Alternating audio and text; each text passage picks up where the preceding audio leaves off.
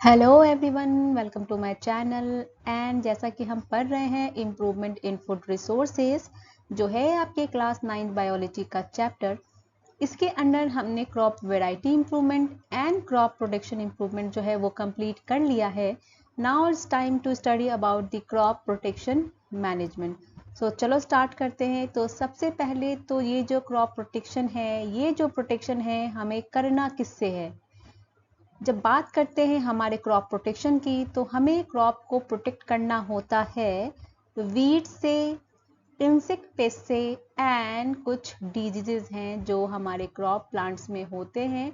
इन सब से हमें करना होता है हमारे प्लांट्स को, हमारे कल्टीवेटेड प्लांट्स को, हमारे क्रॉप प्लांट्स को protect. If not control on time then they can damage the crops. अगर हमने इनको प्रोटेक्ट सही टाइम पे नहीं किया तो ये क्या करेंगे, फिर ये हमारे क्रॉप प्लांट्स को, ये हमारी फसल को अटैक करेंगे एंड उसको क्या करेंगे, डैमेज कर देंगे, right.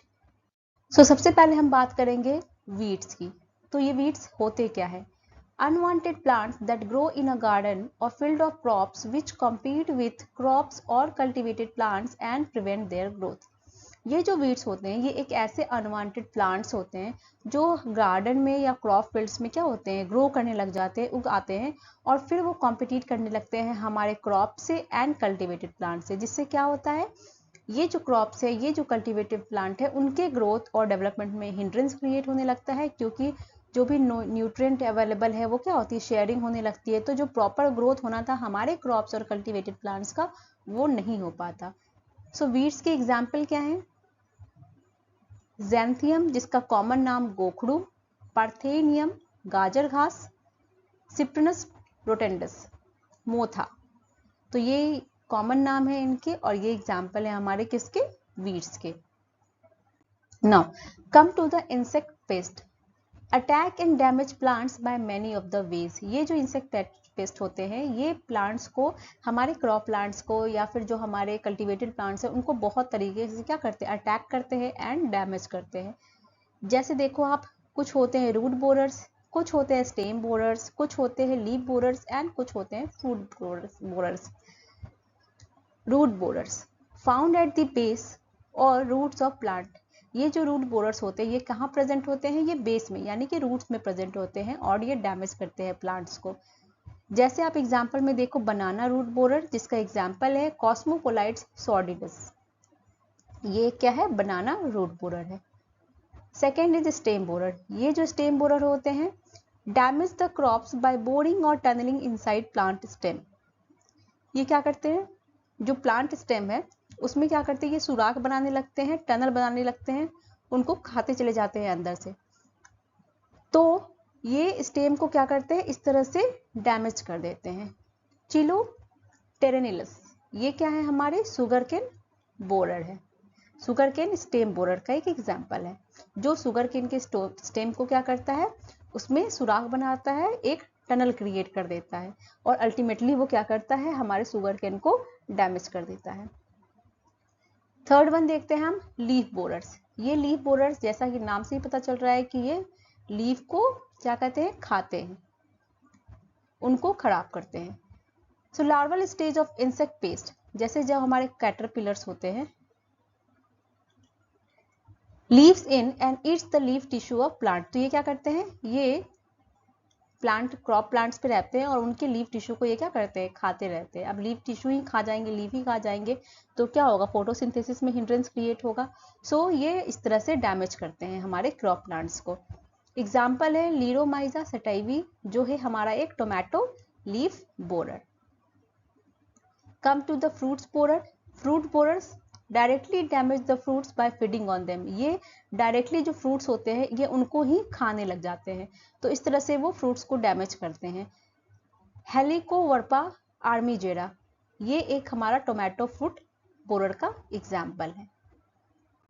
Now come to the diseases. अब जो हमारे क्रॉप्स है, क्रॉप प्लांट है, कल्टीवेटेड प्लांट्स हैं, ये क्या है, इनमें जो डिजीजेस क्रिएट होते हैं वो कौन क्रिएट करता है, या तो बैक्टीरिया, या तो फंजाई, या फिर वायरसेस। अब हम कुछ एग्जाम्पल देखते हैं। बैक्टीरिया जो क्रिएट करता है disease, that is banana bacterial wilt in banana plant. ये है बनाना बैक्टीरियल विल्ट, जो एक बैक्टीरियल डिजीज है इन बनाना प्लांट।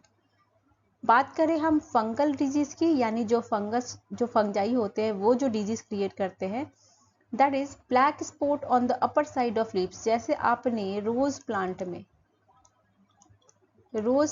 में ऐसे ब्लैक स्पॉट देखे होंगे, ये लीफ है रोज प्लांट का, ओके। तो इसमें आपने ऐसे से ब्लैक स्पॉट्स देखे होंगे, तो ये एक फंगल डिजीज है।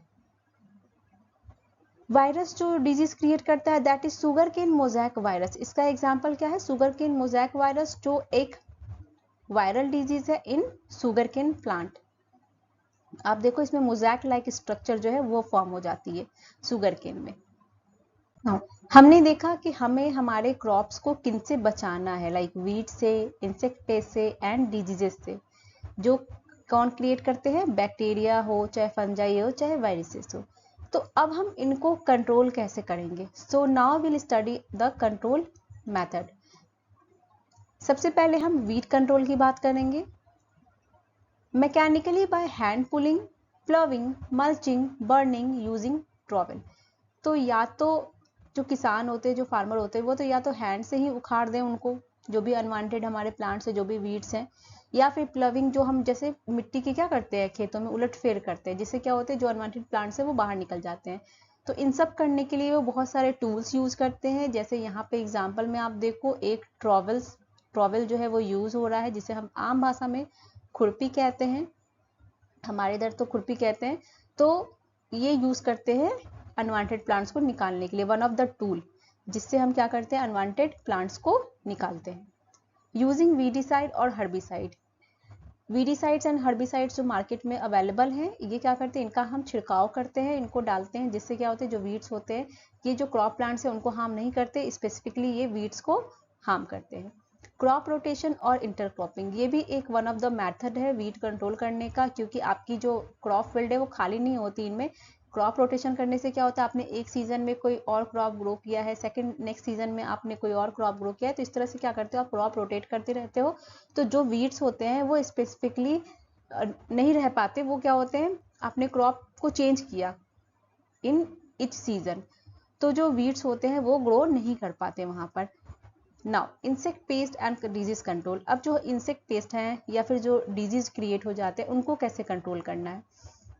सो इसके लिए जो है यूज होते हैं ट्रैप्स एंड बैट स्टेशंस। ये आप फिगर में देखो, ये हमारे क्रॉप फील्ड में क्या होते हैं, ट्रैप एंड बैट स्टेशंस बनाए जाते हैं। It is like a box. इसमें क्या होते हैं, हमारे अट्रैक्टेंट होते हैं। कौन से अट्रैक्टेंट्स होते हैं? तो इंसेक्ट अट्रैक्टेंट या फिर rodent attractant and insecticides। सो जो हमारे इंसेक्ट हैं या जो रोडेंट्स हैं वो क्या होते हैं, वो इधर अट्रैक्ट होते हैं और उसमें ट्रैप हो जाते हैं। तो जो ट्रैप स्टेशंस होते हैं वो क्या होते हैं, ये हम बनाते हैं जब ऑलरेडी हमारा क्रॉप फील्ड जो है वो अटैक हुआ होता है रोडेंट्स या हमारे इंसेक्ट पेस्ट से। एंड बैट स्टेशंस होते हैं जब आपके जो क्रॉप फील्ड है उनमें अभी अटैक नहीं हुआ है, बट मे बी चांसेस है कि वो अटैक हो जाए, तो बैट स्टेशंस बनाए जाते हैं। स्प्रेइंग पेस्टिसाइड्स, सो जो पेस्ट है उनको किल करने के लिए हम स्प्रे भी करते हैं बहुत सारे pesticides. Using paste resistant varieties, या फिर हम पेस्ट रेसिस्टेंट जो वेराइटीज है वो यूज करते हैं। सो हमने पढ़ा कि हमें हमारे क्रॉप को किससे प्रोटेक्ट करना है और कैसे प्रोटेक्ट करना है। Now will study about the storage of grains after harvesting. जो भी प्रोड्यूस हमें मिले हैं, जो भी ग्रेन्स हमें मिले हैं, उनको स्टोर करना एक बहुत इंपॉर्टेंट फैक्टर होता है। सो हम लोग पढ़ेंगे स्टोरेज ऑफ ग्रेन्स। ग्रेन्स जो होते हैं, जो भी प्रोड्यूस हैं, उनको स्टोर करना इम्पॉर्टेंट इसलिए है क्योंकि अगर हम उन्हें सही से स्टोर नहीं करते हैं तो उनके डैमेज होने के चांसेस बहुत ज़्यादा होते हैं और वो लेस मार्केटेबल हो जाते हैं। So storage losses in agriculture produce is high. अगर हम सही से स्टोर नहीं करते हैं तो क्या होगा, हमारा जो भी ग्रेन्स है, प्रोड्यूस है, वो लेस मार्केटेबल होगा क्योंकि उनकी क्वालिटी जो है वो खराब हो जाएगी। क्यों खराब होगी? क्योंकि ये जो स्टोरेज लॉसेस है उनके लिए दो फैक्टर रिस्पॉन्सिबल हैं। पहला abiotic and the second is biotic. इन एबायोटिक कौन कौन से आते हैं, हमारे moisture and temperature. And biotic में कौन से आते हैं? Rodents like rat, fungi, mites and bacteria, ये क्या है? हमारे बायोटिक है। एंड मॉइस्चर एंड टेम्परेचर की बात करें तो ये क्या है? एबायोटिक फैक्टर है। तो इनसे हमें बचाने के लिए, क्योंकि ये क्या करते हैं, ये हमारे जो भी ग्रेन्स है उनको डैमेज करते हैं। कैसे करते हैं? ये उनकी क्वालिटी को खराब करते हैं। Quality degradation, weight loss, poor germination and discolouration making them less marketable. तो इस तरह से ये क्या करते हैं, उनकी क्वालिटी को खराब करते हैं। सपोज चावल का जो दाना हो चाहे गेहूं का दाना हो, उसमें क्या होता है, देखो आप खोखला कर देते हैं उनको, तो वेट लॉस हो गया, पुअर जर्मिनेशन, डिसकलरेशन हो जाती है। तो ऐसे में वो लेस मार्केटेबल हो जाते हैं और एक फार्मर को काफी नुकसान होता है। सो इन एबायोटिक एंड बायोटिक फैक्टर से बचाने के लिए हमें ग्रेन्स को अच्छे तरीके से स्टोर करना बहुत इंपॉर्टेंट है। So now will study preventive measures. Cleaning of produce and place before storage. तो हमें जो भी हमारे प्रोड्यूस है, जो भी हमारे ग्रेन्स है, उनको क्लीन करना, प्रॉपर क्लीन करना इंपॉर्टेंट है। एंड जहां पर हम उन्हें स्टोर करने वाले हैं, whether it is room, container और बॉक्स, तो उसकी भी प्रॉपर क्लीनिंग बहुत इंपॉर्टेंट है before storage. Second, proper drying of produce specially in sunlight. जो भी हमारे प्रोड्यूस ग्रेन्स हैं उनको क्या करना है, आपको अंडर सनलाइट अच्छे से ड्राई करना है एंड देन उसको स्टोर करना है।